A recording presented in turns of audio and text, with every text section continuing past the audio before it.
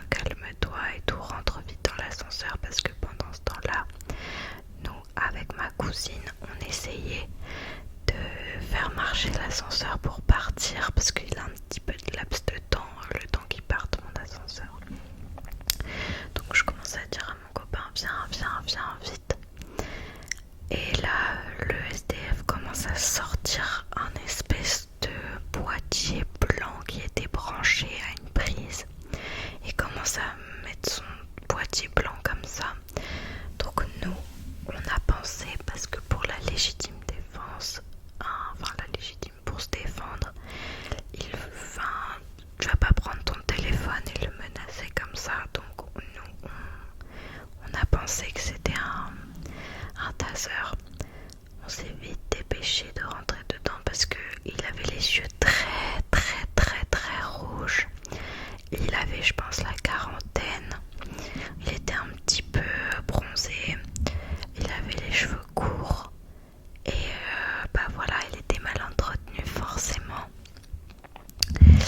Et du coup, on a réussi à vite se mettre dans l'ascenseur sans qu'il nous attrape.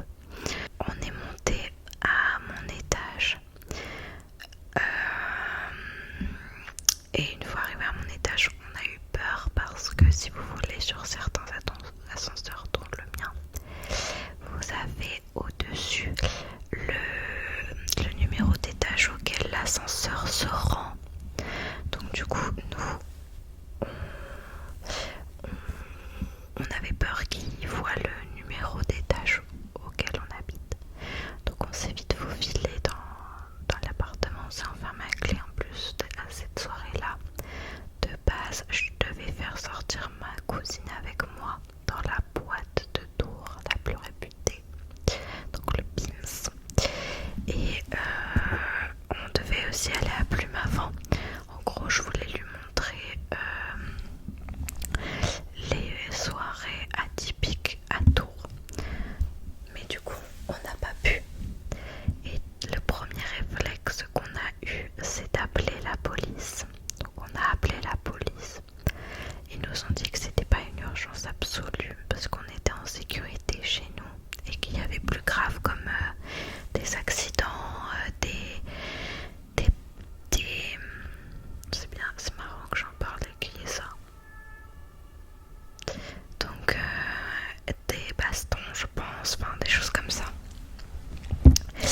Et du coup, on a attendu, ils nous ont dit qu'ils pouvaient pas être là avant 2 heures, sauf que nous on a eu peur que le SDF vienne et saccage notre porte. Donc j'ai appelé mon propriétaire, on lui a tout raconté. Mon propriétaire, on est resté 30 minutes en appel avec lui pour parler de tout ça. Et puis au bout d'un moment, les forces de l'ordre sont arrivées. On leur a décrit la situation, on leur a demandé s'ils voulaient qu'on vienne avec eux pour leur montrer l'endroit exactement. Et ils nous ont dit non. On leur a demandé aussi si ils pouvaient nous donner des nouvelles. Ils nous ont dit non aussi. Donc ils nous ont dit il faudra rappeler. J'ai oublié de préciser qu'on a appelé 3 fois la police pour avoir des nouvelles s'ils allaient venir. Donc bref, donc ils sont finalement venus, mais voilà quoi, enfin, on a dû rappeler l'hôtel de police pour avoir des nouvelles, de savoir s'il avait été évacué ou pas. Et le pire de ça, c'est qu'on nous a pas explicitement dit si le SDF est parti tout seul ou si c'est les forces de l'ordre qui l'ont forcé à sortir. Parce qu'en fait, on s'est dit à tout moment il a pu comprendre ce qui allait se passer et se dire qu'il fallait partir quoi. Donc voilà, là c'était la première soirée un petit peu intense. Après ma cousine elle voulait plus passer en bas, enfin bref c'était un bazar. Puis elle a eu peur de dormir toute seule aussi parce qu'elle dormait sur mon canapé qui se transforme en lit. Voilà, après la deuxième journée,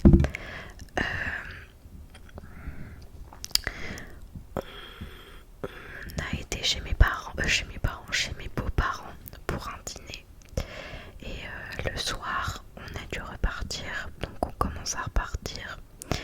Et en fait, avant, j'ai oublié de passer avant, on a utilisé ma voiture pour plein de choses, c'est-à-dire qu'on a été faire du kart, on a été au McDo et ma voiture elle est restée 30 minutes en route sans avancer. Quoi d'autre? Je crois que c'est tout. On a été à la salle aussi, en voiture, tout ça en voiture. Et le soir quand on est parti, donc de chez mes beaux-parents, je vois que ma voiture, il y a marqué boîte automatique anomalie. Donc je commence à dire mon copain c'est bizarre. Et là je commence à être à 70 et la vitesse 3 ne veut pas passer. Je suis toujours en 2 à 70. Donc je commence à m'arrêter. Et là la voiture qui ne veut plus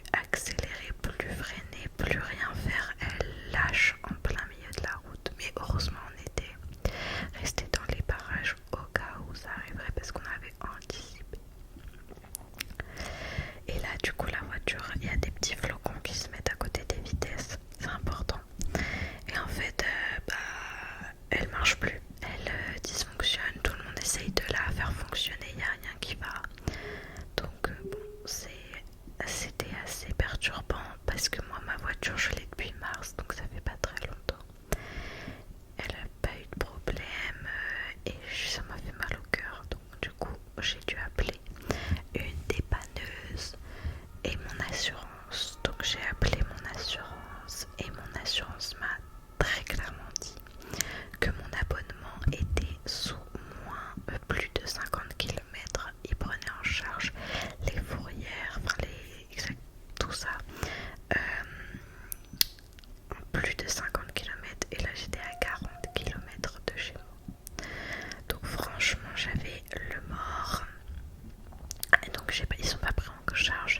Donc j'ai dû payer 165 euros de fourrière parce que du coup ils ont dû venir la chercher parce qu'elle marchait toujours pas. Même pour la pousser là, c'est ça marche pas.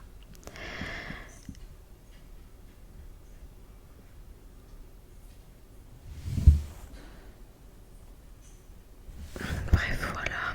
Et en plus ça c'était un dimanche soir à 22h je crois.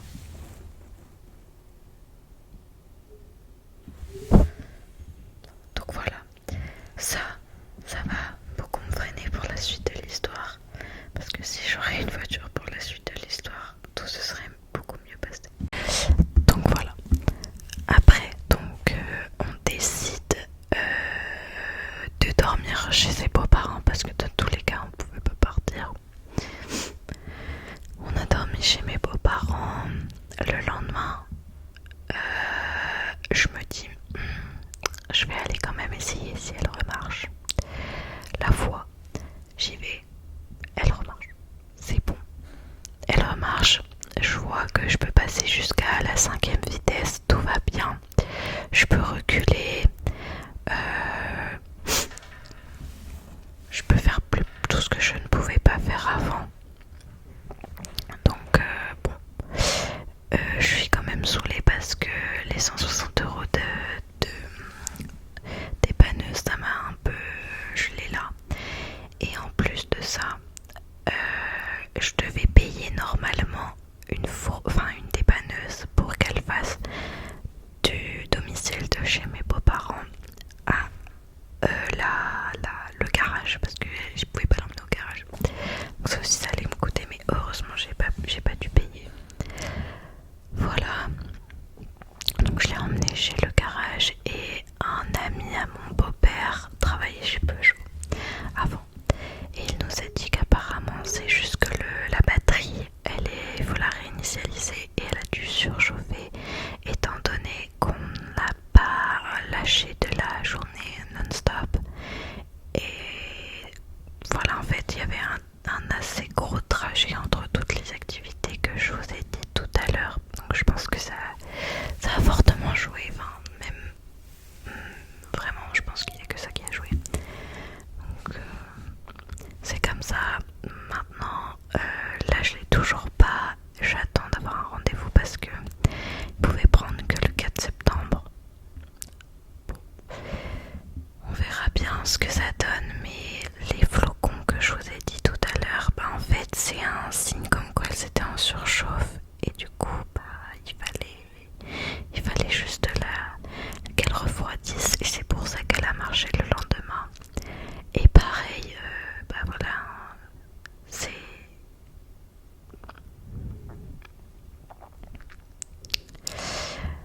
Donc voilà, et du coup pour l'histoire du téléphone, je suis sortie en boîte le mardi soir, il me semble, ou le mercredi soir.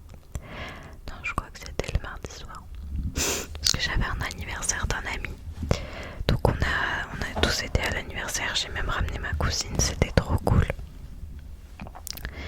Et en fait, on passe la nuit, enfin je connais plein de gens, voilà, c'est trop cool. Et au bout d'un moment, tout le monde dit on va en boîte et tout.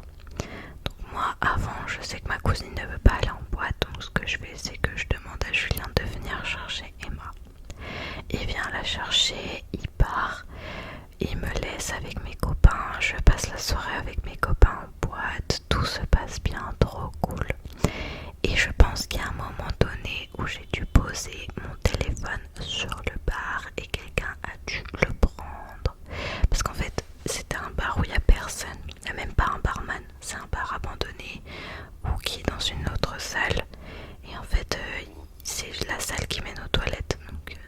passage, mais pas c'est un passage secondaire. Et à côté il y a le fumoir, donc là où il y a un petit peu plus de passage.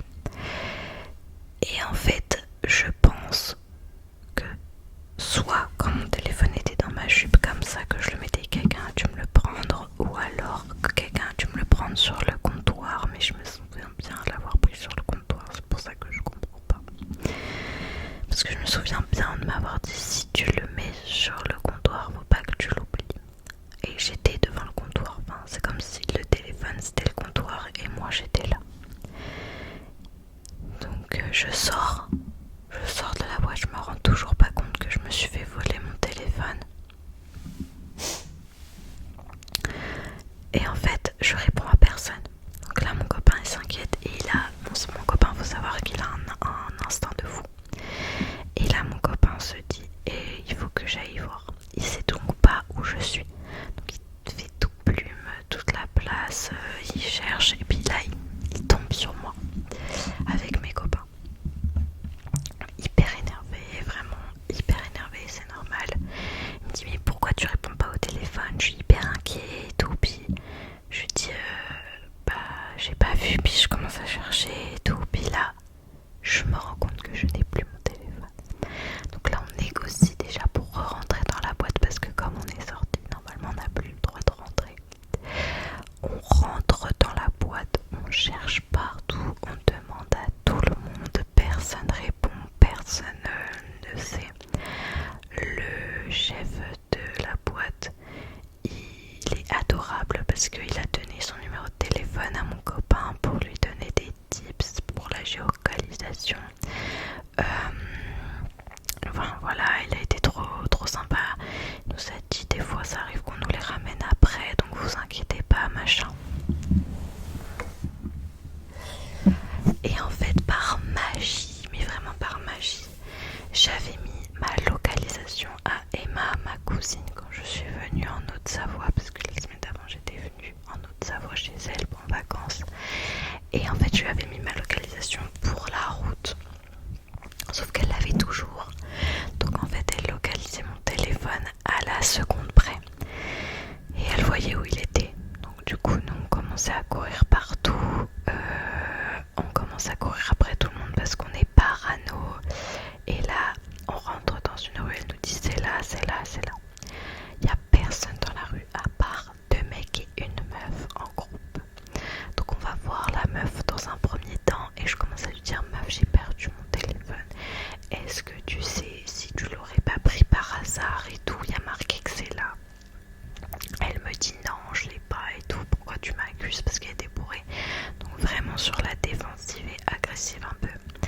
Je vais voir les 2 autres mecs et je leur dis est-ce que vous avez mon téléphone par hasard? Je l'ai perdu, je suis grave inquiète. Non, on l'a pas. Pourquoi tu nous accuses? Et là dans le groupe il y a un mec sur les 2 qui avance un petit peu plus loin. Et là comme par hasard ma cousine me dit bah attends, il avance ton téléphone. Donc moi je vais vers le mec et je commence à lui dire bah t'es sûr c'est pas toi qui as mon téléphone? Et il commence à me dire bon écoute, je suis bourrée, j'ai pas que ça à faire, tu sais très bien, j'ai pas ton téléphone, tu vois bien. Même il commence à être dans la compassion, genre il commence à me dire à ta place, franchement ça me ferait chier, je comprends que t'angoisses, je comprends que tu nous accuses et tout. Donc on leur dit bon bah ok et tout, donc on lâche l'affaire. Ma cousine elle me dit bah attends, ça avance encore. Et là on se rend compte que c'est obligé que ce soit eux et qu'il faut pas que je lâche et que je vais faire du forcing et qu'on va se battre s'il faut, mais je sais que c'est eux qui l'ont. Donc là mon copain commence à dire à la meuf s'il te plaît dis-moi que t'as pas le téléphone de ma copine. Elle commence à être elle aussi énervée, elle dit bah mets ton flash dans mon sac si tu veux, mais j'ai pas ton téléphone et tout. Et là je me tourne, c'est pas, je vois les 2 mecs qui commencent à me regarder et à me dire mais il est là ton téléphone, il était sur le trottoir, il est juste là, qui c'est qui l'a déposé et tout. Moi je regarde Julien et j'ai compris, donc je commence à être un peu saoulée et je le prends dans la main, je m'assure de bien le prendre. Et puis là mec me dit ouais, je suis vraiment un fils de pute et tout. Pardon, j'ai dit je suis vraiment un fils de je suis vraiment un fils de il commence vraiment à me dire ça tout le temps, je suis vraiment un fils de et puis on commence à lui dire mais c'est pas grave parce que nous on avait cramé qu'il l'a volé, qu'il a eu un coup de presse, qu'il a vu qu'on n'allait pas lâcher donc il l'a mis par terre. Il me dit ouais je comptais le prendre et tout, je comptais le prendre mais je suis vraiment un fils de moi je m'en fous, j'ai mon téléphone, je suis bourrée, j'ai la flemme, ça y est. Donc je me casse en fait. Je me casse avec Julien, on parle de la soirée parce que forcément il est énervé. Il me dit viens on monte dans la voiture, Je lui dis non et tout, je suis bourrée. La voiture elle était à je sais pas 200 mètres, ouais, elle était sur une place où il y a un marché des fois. C'est important. Et là du coup au bout d'un moment je dis j'ai froid, faudrait peut-être qu'on aille dans la voiture. On arrive à la place où il s'était garé. Plus de voiture. La voiture est partie à la fourrière parce que le marché c'était ce jour-là dans la semaine et à 10 minutes près puisqu'avant il m'a dit viens dans la voiture, viens on y va et que j'ai refusé. Ça faisait 10, il y avait 2 stands installés sur je sais pas moi 30, laisse tomber. Du coup on commence à parler aux policiers, on leur dit bah elle est où la voiture, non, il me dit bah elle est partie à la fourrière, il faut aller à l'hôtel de police, donc il est 5h du matin, on décide de partir à la police et là à l'hôtel de police elle nous donne une adresse de fourrière, donc elle ouvrait à 8h. On est trop fatigué, on se repose, on se dit on ira à 14h. On se repose, on se dit purée, va falloir qu'on y aille en bus, donc on part, on y va en bus, c'était à bien 20 minutes de bus. On arrive à la fourrière et là l'hôtesse de la fourrière nous dit elle est pas là votre fourrière, elle est à l'autre fourrière de Tours, à l'opposé. Elle s'est trompée la policière. Laisse tomber, donc ce qu'on fait c'est qu'on part à l'autre fourrière.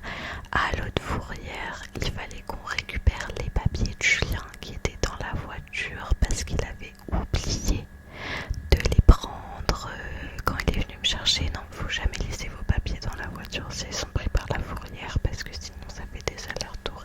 Puis des fois il faut des autorisations pour la mairie et tout, c'est trop chiant à récupérer. Donc du coup on prend les papiers, on retourne à l'hôtel de police pour faire une main levée. Non, c'est quoi? C'est une main... Si, je crois que c'est une main levée. Je sais plus comment ça s'appelle. Donc bref, elle nous dit c'est pas ici qu'il faut faire ça, c'est à l'autre hôtel de police, à l'autre bout aussi de Tours. Donc nous on va à l'autre bout de Tours à pied. Donc là il s'est passé déjà bien 2 heures.